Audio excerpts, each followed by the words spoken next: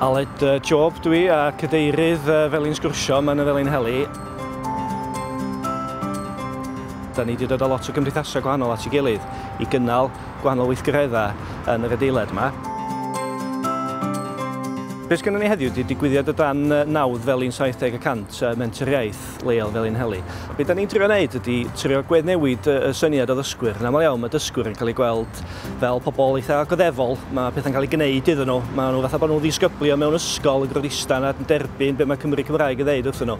Ond heddiw da ni eisiau trio dangos bod y dysgwyr yn gallu hyfforddi Cymru Cymraeg hefyd a bod yn fwy gweithredol yn y gwaith o ddysgu Cymraeg. Os mae pobl yn nabod ti fel rhywun sy'n siarad Saesneg, mae'n dal yn siarad Saesneg efo ti. Even os nhw yn gwybod bod ti'n dysgwyr weithiau. Weithiau, na i dal yn siarad dipyn bach o Cymraeg, and mae hein yn atebog yn Saesneg. Eventually, na i siarad yn Saesneg hefyd. Os bobl gael i nabod ti, bobl defnyddio mwy Cymraeg i chi, dwi'n meddwl.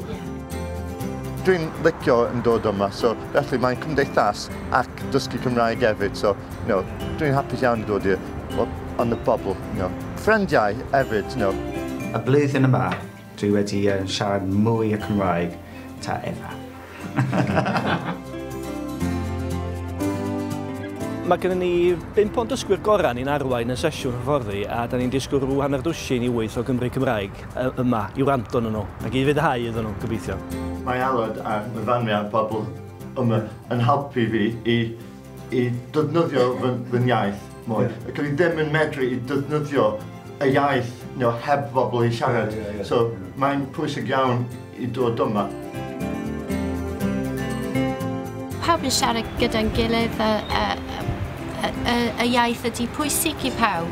Pawb sy'n Cymru Cymraeg a pawb sy'n ddim yn gallu siarad yn unigol. Dyna beth ydy'r pwynt.